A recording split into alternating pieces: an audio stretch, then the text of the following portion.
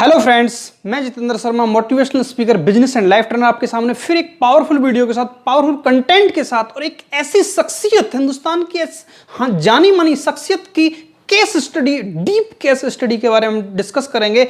जानेंगे कि हम उनसे क्या सीख सकते हैं, उनके डिसीजनों से क्या सीख सकते हैं, उनके उन पैरामीटरों से हम क्या सीख सकते हैं, उनकी उस लाइफ स्टाइल से हम क्या सीख सकते हैं। हम आज बात करते हैं the great businessman of India mister Ratan Tata ji के बारे में। आज हम बात करेंगे रतन टाटा जी की केस स्टडी के बारे में। देखो मित्रों, दुनिया में ना दो तरीके के लोग होते हैं। कितने तरीके के लोग होते हैं? दो तरीके के लोग होते हैं। एक वो लोग जो इतिहास पढ़ते हैं, रटते हैं, और एक वो लोग जो इतिहास रचते हैं। Some are busy in reading the history and some are busy in creating the history.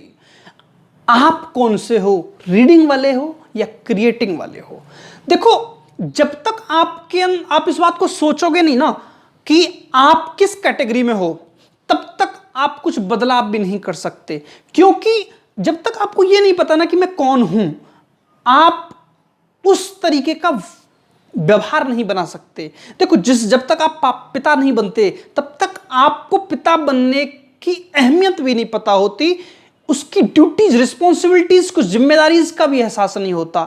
ऐसे ही बिजनेस में भी है, ऐसे ही परिवार में भी है, ऐसे ही सफलता में भी है। जब तक आप खुद को उस पैरामीटर पर नहीं सोचोगे, तब तक आप उसकी जिम्मेदारियों से खुद को अवगत नहीं करा सकते, खुद से पहचान नहीं करा सकते। यानी कि सबसे पहले जिम्मेदारी को ओहदा समझने की जरूरत है। अच्छा, वो जिम्मेदारी का ओहदा, इतिहास रचने वाला ओहदा आता कहां से? इसके पीछे की इंग्रेडिएंट क्या है? उसके पीछे का मेन टूल क्या है? आज हम बात करते हैं मेन टूल की, जो हमने जिद देखी। क्या देखी? जिद। रतन टाटा जी एक बार गए फोर्ड कंपनी के मालिक के पास कि मैं इस यूनिट को नहीं चला पा रहा हूं, आप मुझे इसको खरीद लीजिए।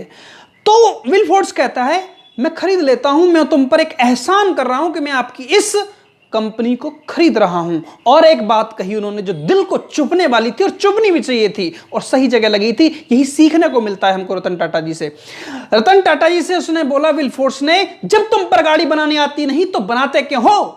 यह बात सुनी और वहां से सीधा पूरी टीम के साथ इंडिया, और लगातार दबा के मेहनत शुरू कर दी। एक समय आया जब टाटा कंपनी प्रॉफिट मेकिंग बनने लग गई, और जो विलफोर्ड्स की जो कंपनी थी वो लॉस में जाने लगी। फिर वो वहां से आया इंडिया, और उसने बोला कि आप मुझ पर एक एहसान कर दो, बड़ा एहसान होगा, मेरी इस जैगुआर और लैंड रोवर कंपनी को खरीद लो। रतन टाटा ने खरीदा। मित्रों, इसके पीछे का लॉजिक को समझने की कोशिश करो। जब वो वहां से आए इस बात को सुनने के बाद कि जब तुम्हारे पास गाड़ी बनाने की औकात नहीं है, गाड़ी बनाना नहीं आता, तो तुम गाड़ी बनाते क्यों? तो इसके बाद वो आराम से बैठे नहीं चैन से, दारू नहीं पी रहे थे, बियर नहीं पी रहे थे, सिगरेट नहीं पी रहे थे, बीड़ी नहीं पी रहे थे, या सैर सपाटा नहीं कर रहे थे, मौज मस्ती नहीं कर रहे थे। उनके दिमाग में बस एक ही चीज थी कि मुझे वो करना है। वो गुस्सा था, वो क्रोध था, वो जुनून था, वो जोश था, वो जज्बा था, और उस जज्बे को मेरा सलाम है। मित्रों, आज क्या लॉजिक है? क्या रतन टाटा ने, आपने कभी सोचा कि 1 लाख रुपए में कार बना के तैयार कर दूंगा? आदमी ये सोचता है कि चल ठीक है यार, बाइक 70,000 रुपए की बाइक आ रही है, 70,000 की, मैं 1 लाख रुपए की कार ले लेता हूं। मतलब हेड से सर, ये पता है कहां से आता है? ये इस जज्बे से आता है, क्रोध से आता है। अच्छा, क्रोध आने में कोई बुराई नहीं है, क्रोध आना चाहिए, लेकिन उस क्रोध को संकल्प की शक्ति में, किसकी शक्ति में? अपने क्रोध को संकल्प की शक्ति में परिवर्तित अगर कर दिया, अगर ट्रांसफॉर्म कर दिया, तो आपकी लाइफ को ट्रांसफॉर्म कर देगा। बात को ध्यान से समझना। गुस्से को, क्रोध को, जिद को अगर आपने संकल्प की शक्ति में अगर परिवर्तित कर दिया, ट्रांसफॉर्म कर दिया, तो वो आपकी लाइफ को भी ट्रांसफॉर्म कर देगा। इसलिए अपने गुस्से को सही दिशा दो, सही दिशा देना जरूरी है। उसको संकल्प बनाओ, और संकल्प की दृढ़ इच्छा शक्ति के साथ उस काम में जुट जाओ। मित्रों, मैं आज एक फॉर्मूला आपको देता हूं। इतिहास रटने वाले मत बनो, इतिहास पढ़ने वाले मत बनो, इतिहास रचने वाले बनो। क्या बनो? इतिहास रचने वाले बनो। और इतिहास रचना सिर्फ वही होता है जब आप अपनी सफलता से किसी को बदला ले लो। मतलब लड़ना नहीं है, लड़ना नहीं है, आपको सफल होना है, उस श्रेणी में पहुंच जाना है जो सामने वाला खुद कहे कि हां कुछ किया है। यानी कि सफलता ही असली बदला है, सफलता ही असली बदला है। Success is the actual revenge, success is the actual revenge. हम बात कर रहे हैं केस स्टडी की रतन टाटा जी की। एक घटना घटती है हिंदुस्तान के बड़े घराने में। क्या घटना घटती है? जिसमें प्रधानमंत्री राष्ट्रपति तक को एजेंडा लेना पड़ता है, प्रधानमंत्री राष्ट्रपति तक को भी अपना हस्तक्षेप करना पड़ता है। ऐसी क्या वजह रही इसके पीछे? थोड़ा सा मैं आपको एक डेट चार्ट देता हूं, उससे आपको आसानी होगी समझने में कि इसके पीछे का लॉजिक क्या है। लॉजिक पे अगर हम बात करें, 24 अक्टूबर 2016 को साइरस मिस्त्री को हटाया गया। 25 अक्टूबर को मिस्त्री ने एक बोर्ड में एक लेटर लिखा कि $18 बिलियन का घोटाला होने के चांसेस हैं टाटा सन्स में। यानी कि लगभग 1800 करोड़ रुपए की अमाउंट थी जिसका घाटा होने के चांसेस थे। साइरस मिस्त्री ने लेटर डाला। 5 नवंबर को एक ईजीएम मिलती है। इसमें निर्णय लिया जाता है कि साइरस मिस्त्री को तुरंत की तुरंत इस पद से हटा दिया जाए। 5 नवंबर को डिसीजन ले लिया जाता है। 10 नवंबर को ऑफिशियली उसको हटा दिया जाता है। निर्णय 5 को लेते हैं, 10 तारीख को हटा दिया जाता है। 14 नवंबर को इंडिपेंडेंट डायरेक्टर हैं अजय पिरामिल ग्रुप के हेड जो हैं, जो देख रहे हैं, उनको ग्रुप का हेड बनाया गया, देख रेख में रखा गया। और एक नुस्ली वाडिया जी थे जो चर्चित फेस थे, पहचान थी। उन्होंने तो यहां तक कह दिया कि जितने भी शेयर होल्डर टाटा के हैं उन सबके साथ मिसमैनेजमेंट किया जा रहा है, मिसगाइड किया जा रहा है, बिहेव किया जा रहा है। इस तरीके की गाइडलाइन, मतलब इस तरीके की न्यूज में एक अफवाह फैलाई गई। क्या आपको लगता है रतन टाटा जी ऐसा करते? क्या रतन टाटा जी ने ऐसा किया? यह सवाल बाद का है, आप कमेंट बॉक्स में लिखना, मैं आपसे और बात करता हूं आगे। 19 दिसंबर को साइरस मिस्त्री फैमिली ने रतन टाटा पर मानहानि का दावा किया, केस फाइल कर दिया। 12 जनवरी 2017 को एन चंद्रशेखर को चेयरमैन अपॉइंट किया गया। 18 फरवरी को जिस वजह से यह बवाल हुआ था, अच्छा ये बवाल हुआ क्या था, ये साइरस मिस्त्री को हटाने के पीछे की लॉजिक क्या थी, मैंने आपको एक डेट चार्ट दिया। अब पीछे, इससे पीछे जाएंगे हम। 2009 में डोकोमो आया था। डोकोमो अगर आपने देखा हो, टाटा डोकोमो के नाम से एक कंपनी थी। टाटा ने डोकोमो के साथ मिलकर एक टेलीकॉम इंडस्ट्री में अपना पैर जमाया और इन पैरामीटरों पर समझौता हुआ कि अगर कल को कभी भी डोकोमो हिंदुस्तान छोड़कर, टाटा को छोड़कर कहीं जाना चाहती है तो जा सकती है। जितना प्रॉफिट है, यानी कि जितनी टर्नओवर है उसका 50%, यानी कैपिटल का 50%, या फिर उस दिन जिस दिन जाएंगे उस दिन के परसेंटेज के हिसाब से हम आपको रिटर्न करेंगे। समय आया 2012 को रतन टाटा जी रिटायर हुए। 2012 में साइरस मिस्त्री आए। 2016 में 2016 में डोकोमो ने जाने का डिसीजन लिया बाहर। और जब जाने का डिसीजन लिया तो साइरस मिस्त्री ने इस चीज को ध्यान में रखते हुए कि अगर मैंने उसको उस पैरामीटर से पैसा दिया तो कंपनी को बहुत लॉस होगा, यानी कंपनी को लॉस होगा। वो प्रॉफिट, वो मनी माइंडेड पर्सन थे, गलती में उनकी नहीं बताऊंगा, मतलब वो मनी माइंडेड पर्सन थे। टकराव कहां था, इस चीज को समझने की कोशिश करना।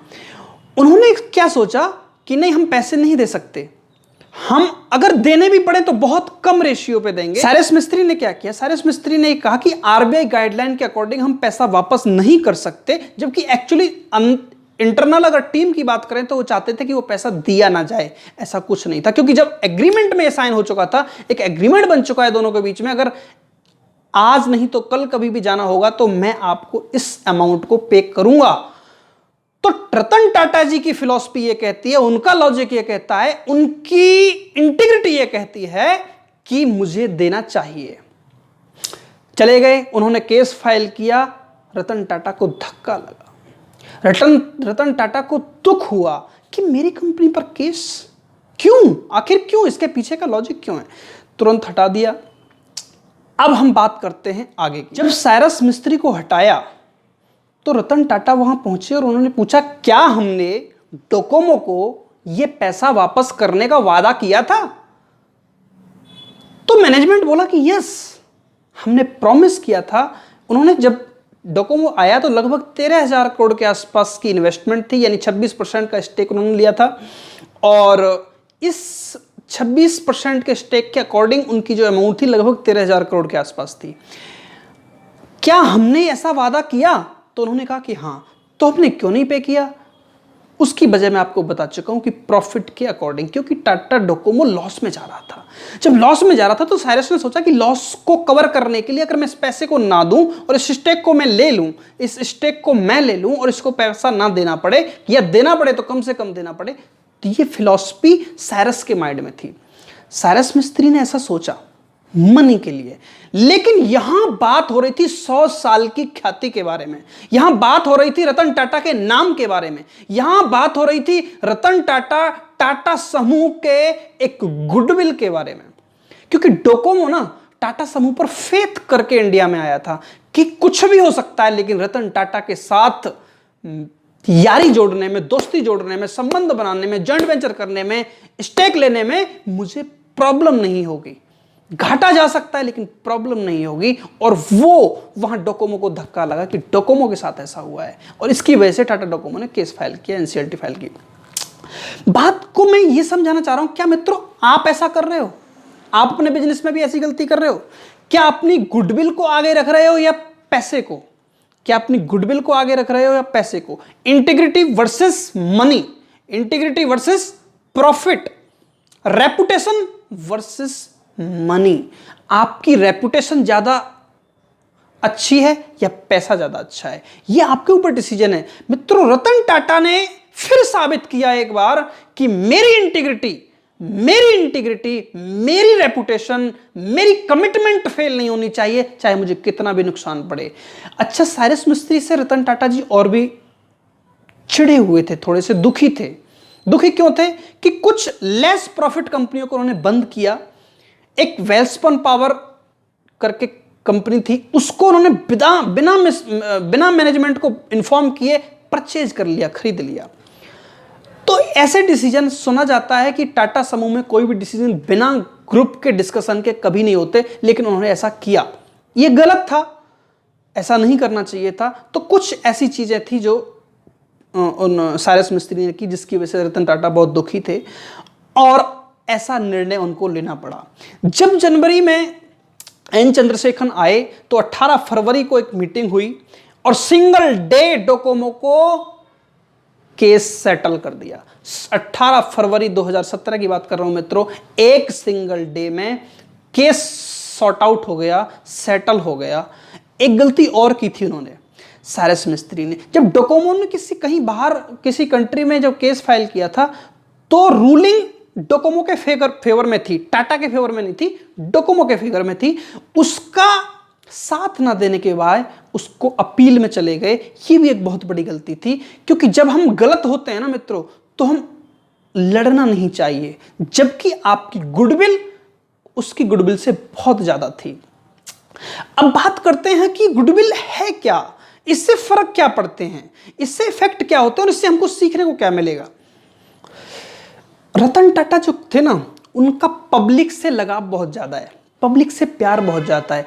कई बार उन्होंने लॉस मेकिंग कंपनियों को भी रेगुलर रखा है, सिर्फ इसलिए क्योंकि वहां हजारों वर्कर काम कर रहे हैं। मैं बात कर रहा हूं, कई बार ऐसा हुआ है कि उन्होंने लॉस मेकिंग कंपनियों को भी रेगुलर रखा है, सिर्फ इसलिए क्योंकि उनके कुछ वर्कर हैं जो वहां काम कर रहे हैं, उनकी रोजी रोटी चलने के लिए उन्होंने अपने प्रॉफिट को ध्यान में नहीं रखा, सिर्फ उनके घर का ध्यान रखा। यानी कि वो प्रॉफिट से ज्यादा पब्लिक के साथ जुड़ना विश्वास रखते हैं, पब्लिक के साथ। रिलेशन कितनी बड़ी चीज है मित्रों, रिलेशन कितनी बड़ी चीज है। मेरे एक मित्र हैं जानने वाले, टैक्स कंसल्टेंट है, उनका कोई क्लाइंट है और पिछले 1.5-2 साल 2.5 साल से वो काम कर रहे थे, काम बीच में बंद हुआ। तो जब वो पैसे के लिए गए तो क्लाइंट ने उसके साथ गाली गलौज की। गाली गलौज की, तो उसने क्या किया, कोई बात नहीं, शांति से अपने घर बैठा और एक बात सोची कि जो बंदा 20,000, 30,000, 50,000 या 1 लाख रुपए के लिए ऐसा कर सकता है, उसकी सोच कितनी छोटी है, उसकी गुडविल कितनी छोटी है। अब आज की डेट में उस क्लाइंट के लिए, उस कंसल्टेंट की वैल्यू क्या है, 0। मित्रों, क्या आप ऐसी गलती तो नहीं कर रहे हो? आप सिर्फ एक छोटे से पैसे के लिए क्या अपनी इंटीग्रिटी को डाउन कर रहे हो, गुडविल को डाउन कर रहे हो? क्या अपनी ख्याति को मिट्टी में मिला रहे हो? क्या ऐसा आपको करना ठीक है? मित्रों, मेरी समझ से ऐसा करना गलत है। डिसीजन आपके हाथ में है। हो सकते हैं साइरस ने भी ऐसा किया, आप भी ऐसा कर सकते हैं। लड़ाई किस चीज की थी मित्रों? लड़ाई थी वैल्यू वर्सेस प्रॉफिट, लड़ाई थी रेपुटेशन वर्सेस मनी, लड़ाई थी इंटीग्रिटी वर्सेस प्रॉफिट, लड़ाई थी कमिटमेंट वर्सेस प्रॉफिट। यानी कि एक तरफ था सिर्फ मनी और दूसरी तरफ थी इंटीग्रिटी, कमिटमेंट, वैल्यू। मतलब आप अपनी वैल्यू को कहां रखते हो उसके ऊपर डिपेंड करता है। आपको अपनी वैल्यू बनाए रखनी है। आज मेरा एक क्वेश्चन है आपसे, मेरा एक सवाल है आपसे, क्या रतन टाटा ने साइरस मिस्त्री को हटाकर ठीक किया या नहीं? ये आप डिसीजन लेंगे। दूसरा, क्या आप अपने बिजनेस में गलती तो नहीं कर रहे हो? क्या आप अपने क्लाइंट, अपने प्रोफेशन, मतलब आपके साथ जुड़कर लोगों को क्या फील होता है कि यार इसके साथ काम करने में मजा आ जाएगा, अगर इसके साथ जुड़ गया तो कोई धोखा नहीं होगा, कोई गद्दारी नहीं होगी, किसी तरीके की चीटिंग नहीं होगी। क्या आपके बारे में लोग ऐसा सोचते हैं, या ऐसा सोचते हैं कि यार नहीं, इसके साथ काम किया तो खतरा है, पहले से सावधानी रखो? मित्रों, ये डिसीजन आपके ऊपर है कि आप अपनी गुडविल को कैसा बनाना चाहते हैं, किस तरीके के पैरामीटरों पे आप काम करना चाहते हैं। ये डिसीजन आप लोगे और ये आपका ही डिसीजन है। एक चीज और, आप मुझे कमेंट बॉक्स में बताएं कि किसकी केस स्टडी आप आगे चाहते हो। और वीडियो को ना सिर्फ सुनने से काम नहीं चलेगा मित्रों, जब तक आप अपनी जिंदगी में इसको इंप्लीमेंट नहीं करोगे, इसको एक्सपेरिमेंट नहीं करोगे, इसको प्रैक्टिकल रूप में यूज नहीं करोगे, तब तक कुछ नहीं हो सकता। इसलिए आप मेरी वीडियो को सुने, लाइक शेयर सब्सक्राइब करें। बहुत बहुत शुक्रिया, बहुत बहुत धन्यवाद। जय श्री कृष्ण, जय श्री राधे।